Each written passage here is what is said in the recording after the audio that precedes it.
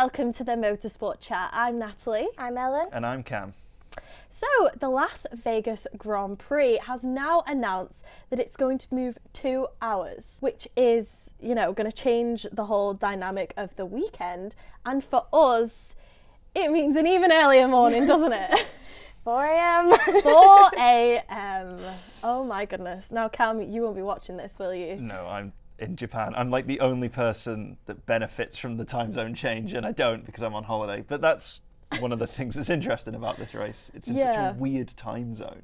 It always is, really. I mean, it is an incredible track. However, the drivers never seem to be on the limit like we see at other tracks, and it's one we'd expect to see a lot of crashes, but we don't. And I think it's because they're not on the limit, and part of that is because it's so cold, isn't it? And they don't have the grip. Yeah, the tyres aren't getting up to a good temperature to do good overtakes and stuff like that. But they have been 2 good races in the last 2 years, but they could be a lot better. I think what's interesting about it is kind of temperature-wise, it's almost like the Nürburgring, which is, right up in the mountains and in the forest, and it's freezing there most of the year. And there's never really been an issue for F1 because whenever they've gone, it's been like summer, except for 2020 when they had to throw on a Nürburgring race, the IFL GP, kind of last minute, and it was really cold there, and it was great because it was really cold. Race, but the benefit of doing the Nürburgring at that time of year is at least the Nürburgring has like loads of corners, and it's a tricky track. There's a lot of undulation, a lot of changes. I mean, from a driver's perspective, you're all over the place.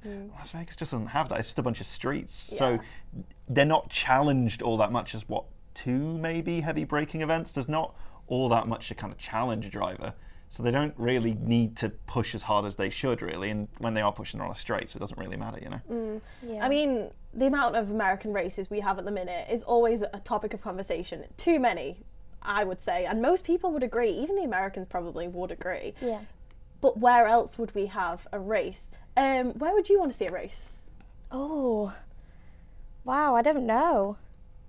I think they've covered most places. I think South Africa would be really good, and I think they are trying to work with that.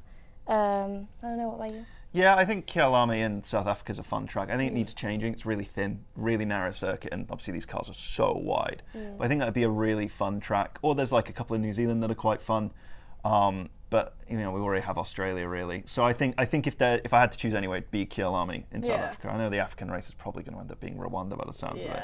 But Kyalami is a fun track, and that would probably be my dream track. Formula E, the street race in Cape Town, that was one of my favourite Formula E races because I just think it was chaos, but in the best way. There was still good racing and good overtakes, which is obviously what we want to see. But yeah, Las Vegas, it's going to be an early one for us this time. So Formula E will be hosting a new first kind of event to give influencers and high-profile celebrities the chance to experience the new Gen 3 Evos. It will hold an event next month in Miami where celebrities and influencers, including Brooklyn Beckham and Sergio Aguero, will get the chance to experience the latest Gen 3 Evo machines firsthand. Yes, these Gen 3 Evos are incredible. 0 to 60 in 1.82 seconds, 30% faster than the current F1 cars. These Gen 3 Evos are so fast. But is this the right strategic move for Formula E? It is the latest example of a sport trying to harness the popularity of celebrities to generate content and reach younger audiences. Now, this is such an interesting concept, very new. They're trying to start something that will get people talking about the sport, which it definitely has, but in what way? Yeah, I don't think fans are too happy. I don't know, it's kind of split. I mean, like fans of these celebrities and influencers will follow them and watch it, but it's not really like opening the doors. Like there was a lot of comments like getting rookies in to do a race, and I think that'd be a lot more exciting than celebrities and influencers, in my opinion. Do you think it's insulting to the drivers who've tried their whole career to get in a position to drive in a series like Formula E? I think so. I think Formula E has always tried to do things its own way. I remember in the first season when they had the safety car DJ, which was a very strange idea. Yeah, that was crazy. And they've always done things their own way. So I'm not against the idea kind of conceptually, but it has to be done alongside something else because they want to be the kind of premier electric racing series, and they want to stand as a sort of alongside Formula One. And I think that early on they were pretty kind of open about the fact that 15 years from now we might be phasing out gasoline. They want to usurp or replace Formula One. So I get they want to grow their audience, but if they want to really be that sort of alongside the Premier Series, they need to take themselves that little bit more seriously and say, look, these are hard cars to drive. I mean, the acceleration on them is crazy. And, he wasn't great, but Giovinazzi went into Formula E and he really struggled because they are not easy cars to drive. And now they're kind of saying, well, actually, yeah, they're not easy cars to drive, but, Brooklyn Beckham can do it. And it kind of goes, well, in that case, anyone can do it. No insult meant to Brooklyn Beckham. But, these aren't racers. I think, particularly when there are celebrities that enjoy racing, Michael Fassbender raced in European Le Mans Series, Chris Hoy did the same, and, we see celebrities, a lot of actors and singers go to loads of F1 races, and they go to loads. Gordon Ramsay, we were talking about earlier, and he also raced. There are guys out there that will do it. So if you want to get celebrities, why don't you get people like that? Maybe it's a slightly different audience, but you're still getting celebrities in. Or do this influencer race and do things like bring in rookies or have an all-female racing series. It's not something they're against. Extreme E has the 2 drivers where one driver is male and one driver is female. So they're not against the idea of uplifting women drivers. They should be doing that in Formula E as well, Yeah. I just wonder if there's different events they could do as alongside, like an all-female race, an all-rookie race, like you said. Yeah.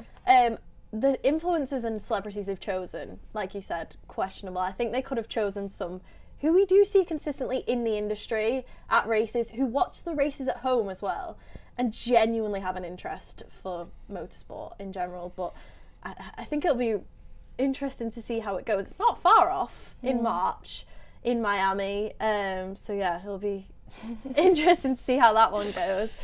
In other motorsport news, Ford have announced that they'll be returning to Le Mans for the 24 hours for 2027. This is big news. Ford are incredible. This is massive news, isn't it? What do you think, Cam? As an endurance guy, I think hypercar's awesome. I think, motorsports has always been kind of Formula One and then others for whatever reason. And, there are dedicated fans of rally, there are dedicated fans of motorbikes, and there are dedicated endurance fans. But for years, it's always been Formula One and the rest. And I think what's really cool about WEC World Endurance in the last few years is that they've found ways to really grow that audience a little bit. They had LMP1 back in the mid-2010s, and that was doing really well. But then it got really expensive. The Porsche 919, one of the fastest track cars ever, especially when after they were done with LMP1, after it ended, they made the 919 Evo. And they just went, well, there are no regulations, we'll do whatever we want. And that is, I think, the fastest car around the Nürburgring ever. And they've made these great cars, but they got really expensive. So what World Endurance did was they went, okay, we need to make it cheaper. And they found a really clever way in the hypercars. Yes, it slowed them down. They are not as quick as the LMP1s were, but by making the hypercars, they've made them way cheaper. And by working with IMSA, the American equivalent to the FIA generally, they've made it so that manufacturers have a reason to make these cars because they're cheaper. They can be based off road cars. I think that's Aston Martin's plan. But they're still at that top level of endurance racing. And it just means that there are loads of manufacturers pouring in. And on top of that, and this is a direct address to the audience, endurance racing is really fun at the moment.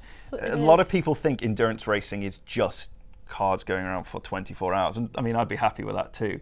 But with the way it works, it's basically sprint races, 1 hour sprint races separated by pit stops, which makes it really fun for the audience as well. So the manufacturers know people are watching it again. And on top of that, a lot of it's really easy to find. So it's drawing them back in, and that's really good. I think it's good for competition as well. We don't want F1 to get stale. No. It's not something anyone wants because, as someone that grew up in the early 2000s, I remember how people felt about Schumacher. It's not what people want because you just end up tuning out. So if the other motorsports are pushing them, it forces Formula One to kind of figure out ways to stay exciting and stay interesting. And that was really what I wanted with Formula E, to be honest. Yeah. It didn't quite go that way, but it's what I wanted. So I think it's really good to see all these manufacturers coming in and giving WEC and IMSA the chance to really push F1 to keep improving as well, As motorsport attempts to reduce carbon emissions and become more environmentally sustainable, a group of engineers may have come up with a novel solution, and it's found in human waste. They have developed A prototype race car made from sustainable materials that is powered by sewage. Yes, this is a very interesting concept. And might make the race a bit smellier for the crowds. This is quite a bizarre concept, isn't it? What do you think about this? I mean, anything that helps with the environmental footprint of racing is worth trying. How eager I am to sit at the front, or indeed ever try and get into one of these cars is, limited. Yeah. But I don't hate the concept. I'm glad they're trying to find a way to reduce. Biofuels have been around for a long time now. This is a new kind of biofuel, and I'm less sure about this one. It's very bizarre. It's very interesting. Like, I don't know how they came about it, but like, whatever works. Whatever works. You know what? We'll see how it runs. Could be the next thing we see in F1 in 2028. Who knows? Who knows? Could be great. So the Porsches were on top in the 24 hours of Daytona, finishing first and third, with Acura finishing second. Cam, what are your thoughts on the race? We know you're a huge fan of endurance. This is your thing. So what makes Daytona really interesting is that, it's the opener of the traditional season for motorsports, but also, like I was saying earlier, WEC and IMSA now have combined regulations, or close to combined regulations at the top, which allows teams to basically enter the exact same car for both. Now, not all teams do. Acura don't. Honda don't enter in WEC, even though they could use the car. Acura and Honda being the same company. And Ferrari don't, but Porsche do. And Porsche have traditionally done pretty well at IMSA because they have a very good car. They finished on the podium for like half of the WEC season, but crucially they didn't at Le Mans, and that's why this year this was quite important for them. This year's Daytona was not important from a sort of kind of getting an idea of where endurance is going, because normally what we do is we see new cars enter and we go, okay, how do they look for both competitions? But there were no new cars this year. So really for Porsche, this was about kind of sending their car out and seeing how fast can we go at Daytona, which is a high-speed track. It's kind of similar to Le Mans in that way. Obviously, Le Mans is drastically longer, but Daytona, with the banking and that long oval section, is very much about maximizing speed on that bit, just like Le Mans is about maximizing speed on the Mulsanne. So history shows if you do well at Daytona, you're probably going to do quite well at Le Mans. Porsche didn't do that well. Yes, they came first and third. They were on top. But they were only 1.3 seconds ahead of Acura, who don't even enter Le Mans. And realistically, Porsche struggled at Le Mans last year. Ferrari beat them pretty handily. They want to win it.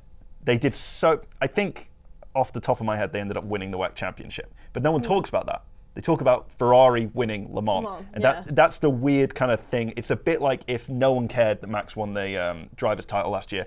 Charles Leclerc won Monaco. That's what actually matters. In the history books, that's how WEC is. Partially because it's just less round, partially because Le Mans is Le Mans. But for Porsche, it's all about kind of trying to finally win with the 963. And for this year's Daytona performance, I'm not quite convinced that they've got that, which is going to be a concern for them. They won't be as concerned as Lamborghini, who are in their second year with their current prototype. They only entered one this year, driven though by Romain Grosjean and Daniel Kvyat, among others. So a pretty stacked car. And then it overheated and was out within a couple hours. They never finished in the top 10 in WEC last year, and they barely finished half the races. So they really needed this to go well, and it hasn't. And that will be a concern for WEC as well, because it could see Lamborghini leaving. We had this with Nissan back in the LMP1 days, and it was more expensive, but they entered Le Mans with a very unique front engine prototype, and it failed. It kept retiring, it kept crashing, it wasn't fast when it did go, and so they pulled out after a couple of years. That was more dire when they didn't have that many manufacturers. Hypercar is in a better position. But, WEC will want Lamborghini to find something. They need to, because otherwise they're going to end up losing that car. So, it'll be interesting to see exactly how that goes this season, really. Do you think there's any team, after watching that now, do you think there's anyone who could stand out in Le Mans? Honestly, I'd have to go back to Ferrari. They weren't in Daytona, but that 963, it's a great car. I think it's one of my favourite prototypes. It's a really cool-looking car. It is quick. It is very quick at traditional circuits, but Le Mans is not that. It's part road circuit, and it's really high speed, and that was not really what the 963 did well this year. So I think you'd have to go and look at Ferrari again. I think they have a really decent chance. I mean, you never know in a 24-hour race, but they have a really decent chance. That said, I don't want to discount Porsche because that number 7 in particular it's driven by Nick Tandy, not someone a lot of people know. One of my favourite British drivers, and he has the unique title now of being the only driver in motorsport history to manage the 4 major 24-hour wins. So he's clearly very capable. You know, he's won Nürburgring, Spa. Those 2 are not in prototypes, but they are 24-hour races. And now he's done Daytona and Le Mans. So he knows how to do endurance racing. Porsche do have a good car. They just need to get it right. I wouldn't discount them, but I would probably go with Ferrari. Yeah. Interesting. Now, Porsche are doing well in quite a few series, especially Formula E leading the championship. Quick reactions are crucial for racing drivers, as we all well know.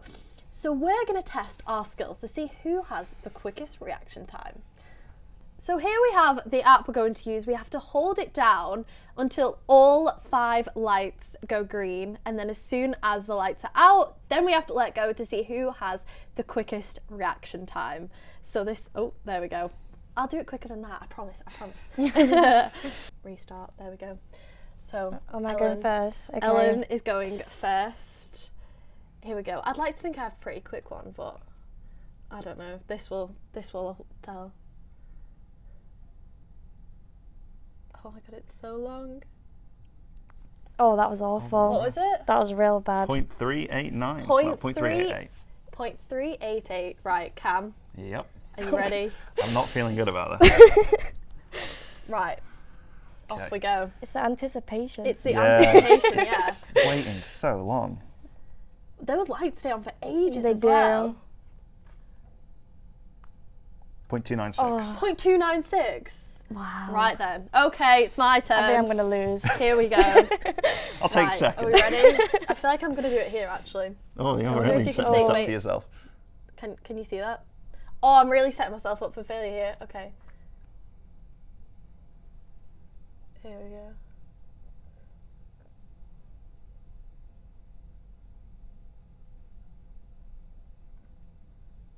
.3. I win by 400ths of a second. Oh god, I really thought I was going to do better than that. Gutted. Right, question of the day, Cam. What's our question of the day? I know I've been the endurance guy, but I'm actually going to go back to Formula 1 for this one. Yeah.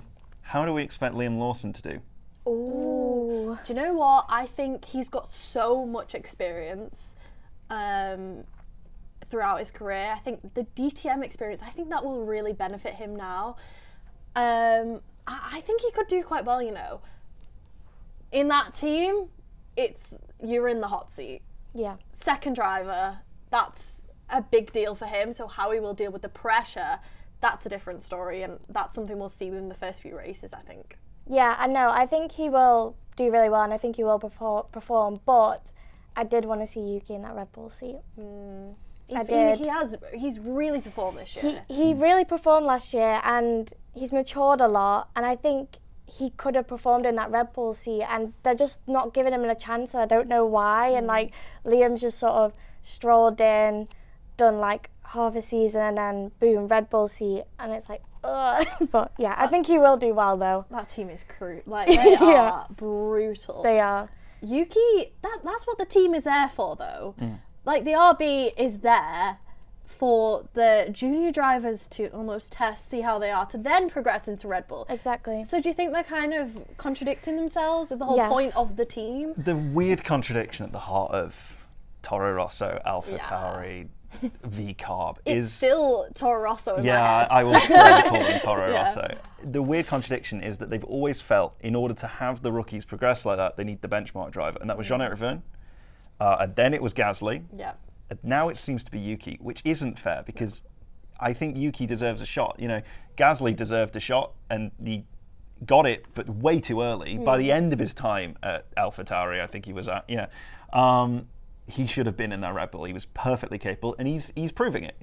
He's done well at Alpine, as well as Ocon, but they've both been pretty impressive actually in the last couple of years. And Vergne never got the shot. He was out. And now it seems like that's the way Snow's going. His only saving grace could be his Honda tyres, maybe getting him in Aston, but that requires Aston moving on Lance Stroll. Yeah. I mean, it requires them moving on Lance Stroll or Fernando Alonso, but I don't think they're going to move on Alonso. but do you think Lawrence will carry on investing if the team don't perform within the next few years? I'd say about 3. I think it's been years now. I think they have made a lot of changes for this season though. A lot of, we spoke about it last episode with the new employers coming in. So maybe they could be coming back on top, but I know Fernando Alonso won't stay there if they're not performing, that's for sure. We're finally hearing classic Fernando Alonso back. He spent a couple of very strange years where he would be struggling to get good results. Go, yeah, but it's fine. The car's great, guys. Don't worry about it. And that's not Fernando Alonso. No. Last year, showing up and finishing 11th and acting like the car was the worst one he's ever driven. That's the Fernando Alonso I'm used to. And that's good. That shows he's hungry. Yeah. But it also shows that he could definitely move on. If a seat becomes available at a team he could see moving up, he's pragmatic enough to do it. And then they'll probably go backwards because that's the Fernando Alonso way. I think could Albon go back to Red Bull? I don't know. I think I still look at his performances and I always notice him on the grid, whereas a lot of the other drivers, especially the RB drivers, I just never seem to notice them, other than Yuki, who's done quite a few good performances last year. So I don't know. I think Albon's a driver that could perform well this year as well. He was astoundingly unlucky when he was at Red Bull. Yeah. There were, we all talk about the fact that he didn't manage a podium, but there were a couple of races in that 2020 season where he almost did, and in both races, Lewis Hamilton took him out. And that was it. The Brazil is the obvious one. Austria, he got caught out as well, and both times he should have got on the podium. He had the performance capable, and I think even one of those would have completely changed it, because by the end of the season he just had no confidence, and that was never coming back. I get why they moved him, but they were really harsh with him as a result. When he just got really unlucky. The question is, how does he do next to Sainz? That's so true. If Sainz destroys him, there's no way back. Yeah, the Sainz is overrated. TikToks have come back, and I'm not enjoying it. I am not a Sainz fan, but I would say I stand behind him, and I do not take any of the overrated slander. No, I support you. Absolutely not. I don't get it. I love him. I love him so much. I don't think you drive at Ferrari, McLaren, and Williams. And yes, Williams are not the Williams of old. You don't drive at those three. Success. Every time he has been with a team like McLaren, like Ferrari, he's brought that team wins and success. So how you can say he's overrated baffles me. Baffles me. That's all we have time for on the Motorsport Chat today. Comment your answers to the question of the day below. And follow our Instagram and TikTok accounts at the Motorsport Chat for updates. Thank you, Cal. Goodbye. Bye-bye.